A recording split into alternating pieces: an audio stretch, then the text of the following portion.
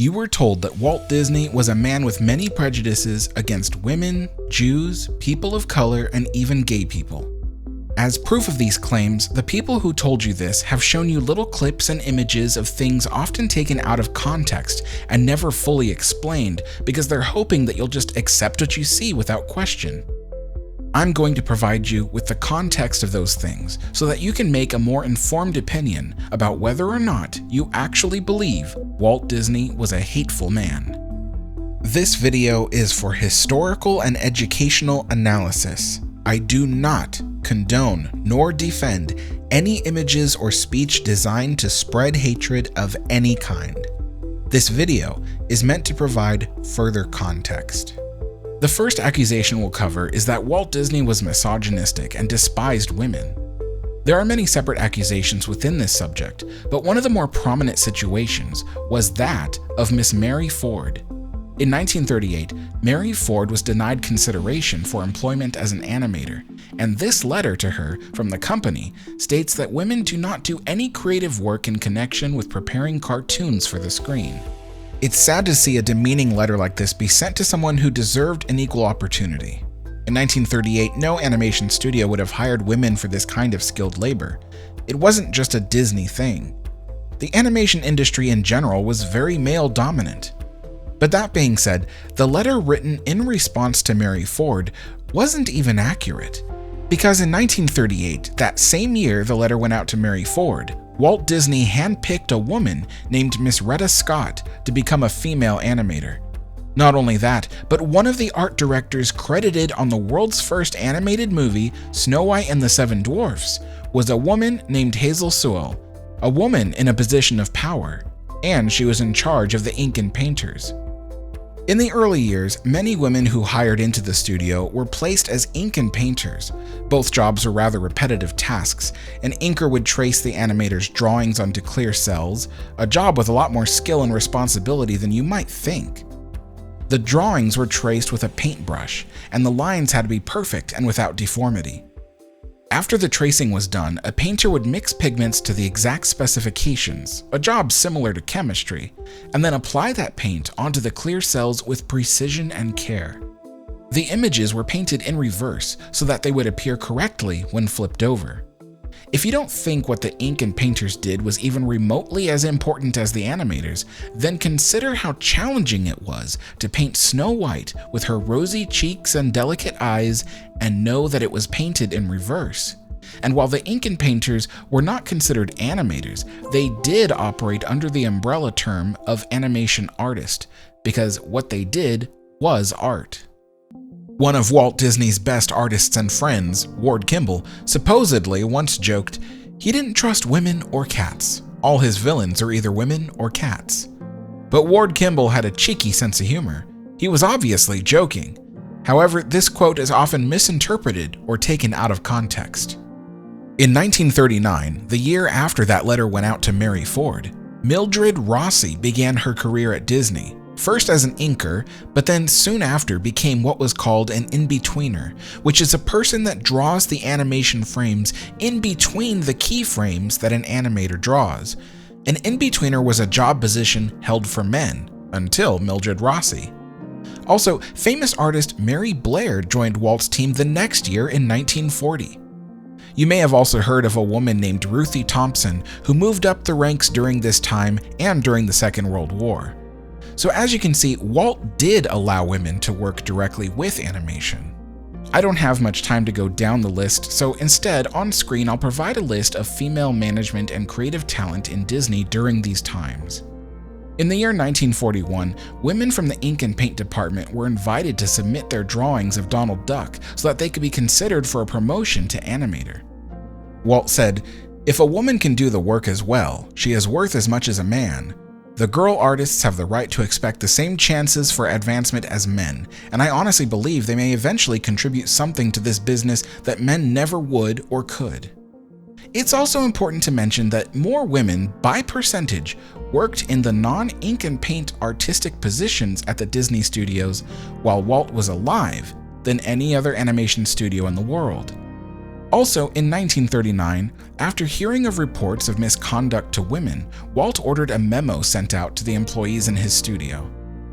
Attention has been called to the rather gross language that is being used by some members of the IBT department in the presence of some of our female employees.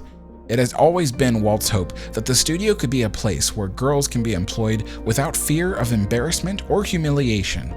Your cooperation in this matter will be appreciated. Let me remind you that this memo was sent out in 1939, which makes Walt Disney one of the first advocates of equal rights and proper treatment of women in a major industry. And when Walt Disney started working on Disneyland, he recruited many artists from his movie studio to become the first Imagineers, people who blended imagination with technical know-how. One of the very first Imagineers, handpicked by Walt Disney, was a woman named Harriet Burns. Imagineer Alice Davis had something to say about all this. "I get angry reading negative things about Walt. He was a joy to work with and for. Meeting Walt and working for him was one of the pleasures of my life. He was the best boss you could have. My husband would agree and said it best, working for Walt Disney was the best school he ever attended." Another accusation is that Walt hated Jewish people. Occasionally, in the first 2 decades of the studio's existence, there was imagery in some of his cartoons that depicted Jewish stereotypes. Sadly, the reality is that stereotypes made for easy jokes, and whenever a cartoon studio needed a quick gag to make the audience laugh, they turned to racially insensitive material. Frankly, the use of stereotypes as jokes still exists in the world today. Whether you like or dislike Family Guy, it remains a show that is famous for this kind of humor. In the original version of the Silly Symphony cartoon, The Three Little Pigs, the wolf at one point knocked on the door dressed as the stereotype of a Jewish peddler. This type of imagery is insulting and should have never been used at all. So why did they? The joke was that the wolf hoped the Three Little Pigs might not think his peddler disguise was a threat, because they would know that people of Jewish faith don't eat pork. So the stereotype image wasn't entirely the butt of the joke, but it was also there so audiences could quickly distinguish that the peddler was Jewish. That explanation does not make it all okay, but it does add context to help you to understand the intent behind it. Rabbi J.X. Cohen, the director of the American Jewish Congress, wrote to the studio denouncing this kind of imagery in Walt's cartoons. Walt invited the rabbi to lunch at the studio to discuss the matter. In 1948, when the cartoon was re-released, Walt had the sequence reanimated to remove the offensive stereotype, and he never put any offensive Jewish stereotypes in his cartoons or movies again. Walt and Rabbi Cohen remained good friends after that. When I have told people that putting things in context is important, sometimes they argue that context makes no difference. But here's a solid argument to prove that context is everything. There have been images floating around the internet of Donald Duck dressed in a Nazi uniform and even saluting Hitler. Out of context, this image makes people assume that Walt Disney was anti-Semitic, but the cartoon those images come from paints a very different picture. During World War II, the Disney studios were under the control of the military, and they used the sound stages for the manufacturing of ammunition. Walt was allowed to keep producing cartoons designed to help support the war effort and help inspire the nation to be patriotic.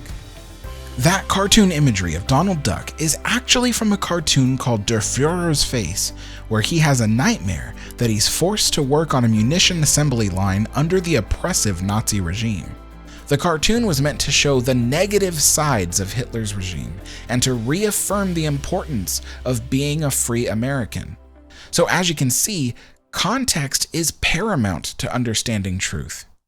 There are also articles that state that senior animator Art Babbitt accused Walt Disney of attending a meeting at the German-American Bund just prior to the war.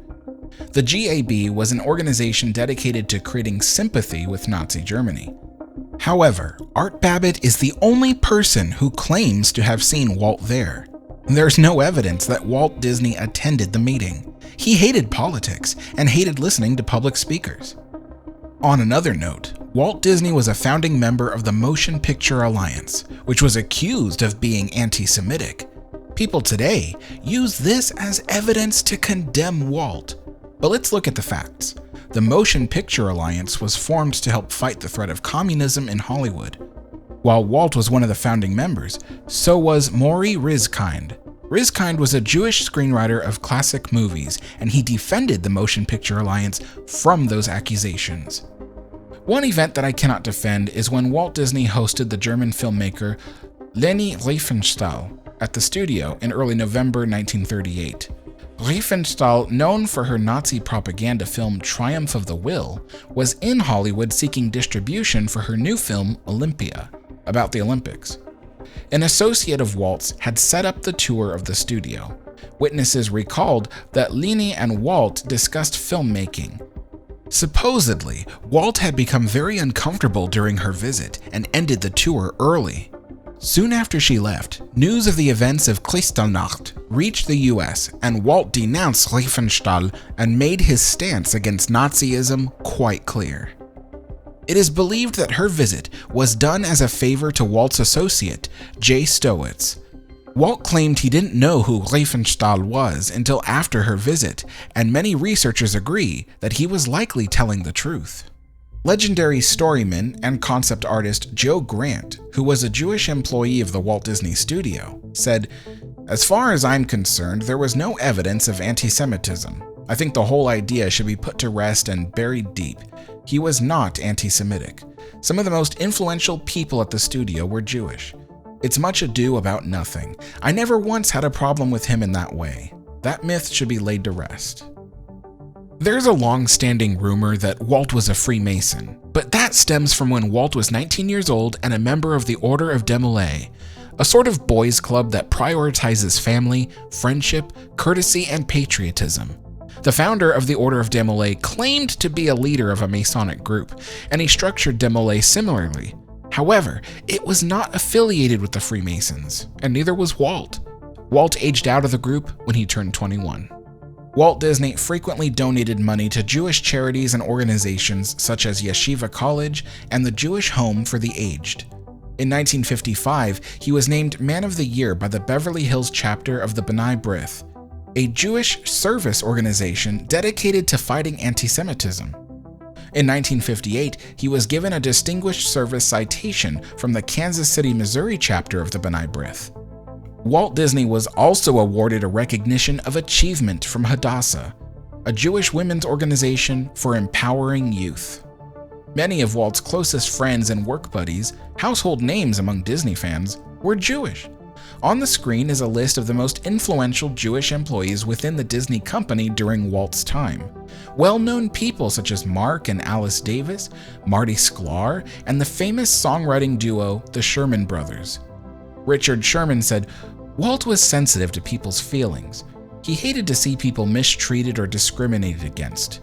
One time, Richard and I overheard a discussion between Walt and one of his lawyers.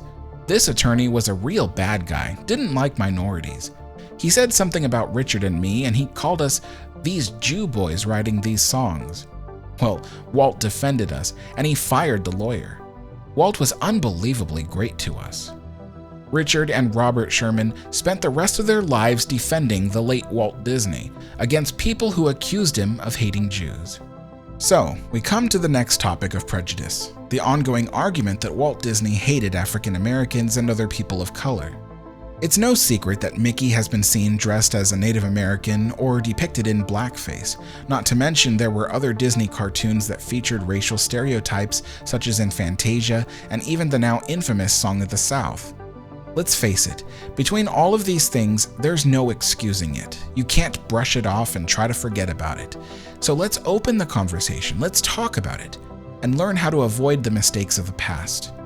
Before the start of the major civil rights movements, which happened between the 1940s and the 1970s, it was commonplace for racial stereotypes to be used for easy jokes. We briefly went over this in the segment about anti-Semitism. Mickey was featured in a cartoon about a minstrel show where he played in Uncle Tom's Cabin. I cannot condone this type of entertainment, nor make excuses for it, but the context of things is key to understanding the bigger picture about Walt Disney. Uncle Tom's Cabin was a story originally written by Harriet Beecher Stowe, and it was an anti-slavery novel. and it helped change people's view of slavery during and prior to the American Civil War. So when Mickey and his friends perform this story on stage, he does it in blackface. Again, I do not condone that fact, but the audience is rooting for Mickey as Uncle Tom, and they cheer and applaud when his character finds freedom. Let's briefly touch on Song of the South. It was a series of stories originally passed down by black slaves, but documented by a man named Joel Chandler Harris. Walt Disney grew up with the stories and loved them. He wanted to make them into a movie called Song of the South, and in the classic Disney way, like he did with his fairy tale stories, he put them through the Disney filter to give them a more happy and cheerful meaning with little thought to how it might be perceived decades later. Before I continue, for some context, let's also remember that the movie takes place in the Reconstruction era and not during the days of slavery. Watching Song of the South is difficult for many, and while there was opposition from the NAACP, it's also important to mention not every African American was against the movie. Academy Award-winning actress Hattie McDaniel, who played the family maid in the movie, said, "If I had for one moment considered any part of the picture degrading or harmful to my people, I would not have appeared therein." Walt Disney had developed a friendship with James Baskett, the actor who played Uncle Remus. Walt Disney used his powerful Hollywood influence to get James an honorary Oscar for his performance, making him the first black actor to receive an Academy Award. Walt cared for the Baskett family in the last years of James's life. Baskett's widow, Margaret, once said that Walt Disney had been a friend indeed, and we have certainly been in need. Walt Disney's cartoons also started to show signs of change after that. By the last decade of Walt Disney's life, his movies and cartoons showed evidence of the positive impact that the civil rights movement made. He once had a controversial character in the film Fantasia, but at his own expense, he had the sequence reanimated to remove the racial stereotype character. Many people also say that Walt didn't hire black animators, but that is also not true. Animators Floyd Norman and Frank Braxton were the first two black men in the animation industry, and they were both employed by Walt in the early 1950s.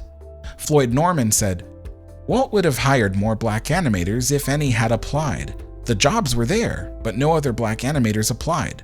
Walt didn't really care who or what you were. He cared about your talent and your ability." I should also say that there's a persistent rumor that black people were not allowed in Disneyland in the early years. Well, that's not true either. You can find vintage pictures and video of people of color visiting Disneyland.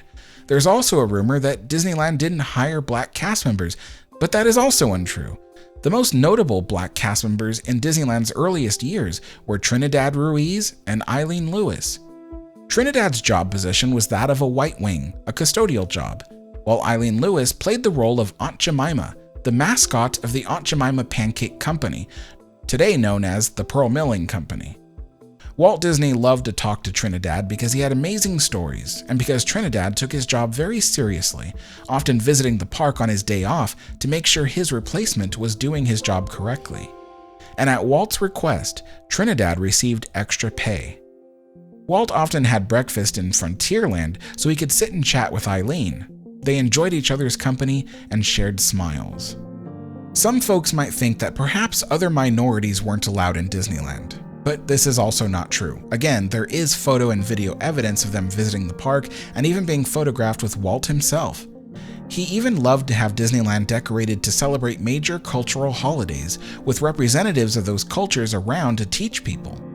Frontierland's Indian Village was an area where Walt invited various Native American tribes to come to Disneyland and educate visitors about their culture and how their ancestors would have lived.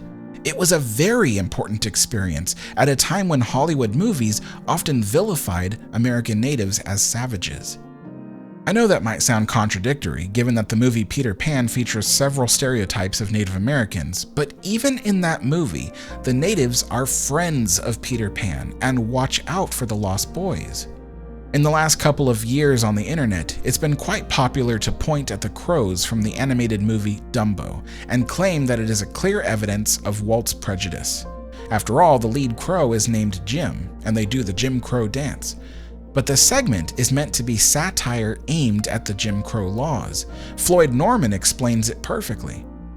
The reason the head crow is named Jim is Disney taking a cartoony jab at the oppressive South.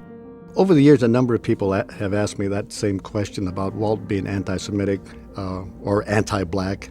I would respectfully have to disagree. That was not the man I knew. Spike Lee, who I respect a great deal as a filmmaker, made a comment once about Walt being a racist. And I'd have to say, Spike, you never met Walt. I did. There isn't much to go on in terms of Walt Disney and his views on gay people, but from what I have found, despite the fact that he held close to his religious beliefs, he was never specifically hateful or against gay people. Imagineer Bob Gurr occasionally speaks about what it was like to be gay and work for Walt. According to Bob, he didn't know for certain that Walt knew he was gay, but rumors did swirl around the workplace. It was very possible Walt heard the rumors, but in any case, Walt never said a thing to Bob about it. One could make the argument that Walt was a devout Christian, but I think the word devout is a stretch. He never attended church and never spoke about his beliefs. I think it's important not to politicize Walt Disney. He was conservative by technicality, but it's no secret that he was extremely progressive and doesn't really fit any political mold we might attribute him to. Walt didn't believe in telling other people how to live their lives, and he didn't think he was better than anyone else around him. If you really want to know the true story of Walt Disney, to know him as best as you can without any sugarcoating, I suggest you read the book Walt Disney, an American Original by author Bob Thomas. Thomas had actually interviewed Walt Disney when he was alive. Not only was he given full access to Walt Disney archives between 1973 to 1976, but he was also allowed full access to interview the living friends, family, and peers that Walt Disney personally knew.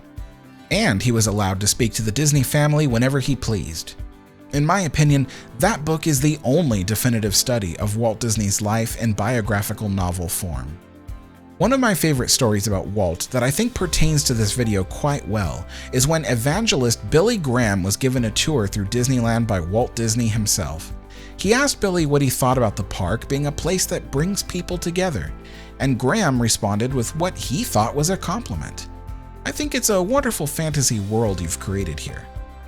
This did not sit well with Walt, and he fired back saying, "Billy, look around you. Look at all the people, all nationalities, all languages, all smiling, all having fun together. This is the real world. The fantasy is out there, outside the park gates, where people have hatreds and prejudices. It's not real." That's an authentic quote witnessed by the former park operations manager Dick Nunes. It shows that Walt enjoyed that his park was visited by people from around the globe, and that he cared that they were all mixing together. When he said that Disneyland was the real world, he meant that when you strip away all the things that divide us, the way Disneyland did, people got along together. He felt that at Disneyland, humanity could be seen in its purest form. You might have heard that Walt's niece, Abigail Disney, has spoken out against her uncle. This might seem very compelling evidence towards Walt Disney being a prejudiced man, but let's remember that Abigail Disney was only 6 years old when her uncle died. If you have a 6-year-old child, grandchild, or a niece or nephew of that age, can you honestly say that they understand the complicated parts of your life so well that they can form an accurate opinion of your character? Could they look at the moments of your life you aren't very proud of and accurately say that you're a bad person? So I guess the last question you might ask is, if all this information is public knowledge, why doesn't the company defend Walt? Why do they let people go on thinking he was a man with various prejudices? The truth is that while they acknowledge Walt as their founder, they know he's dead, and they don't see any point in wasting energy trying to defend him. People will believe what they want to believe. The modern Disney company knows that Walt wasn't a prejudiced man. If he was, they wouldn't have enshrined him into a brand new animatronic show at Disneyland. Floyd Norman had an idea about the people who want to believe Walt was irredeemable. He said, "I think it's the old thing where people like to tear down heroes. Walt was such a unique individual, such an exceptional gentleman, people often say, Well, that's too good to be true. It sounds like an American fairy tale. Like he couldn't have been that good. He couldn't have been that nice. He couldn't have been that smart. He couldn't be all those things, so they look for flaws and they look for imperfections. Walt Disney was well aware he was not by any means a perfect man. You know, he'd be the first to tell you that. That being said, he was not all of the things he's been accused of. He was not a racist. He was not an anti-Semite. He was not against women. And it's difficult for me to find negative things to say about him. Walt Disney was a man of his time, but he was determined not to be imprisoned by it. He dreamed of a better world and even had the audacity to try and build it. Hardly an American to be vilified. Walt Disney deserves to be celebrated.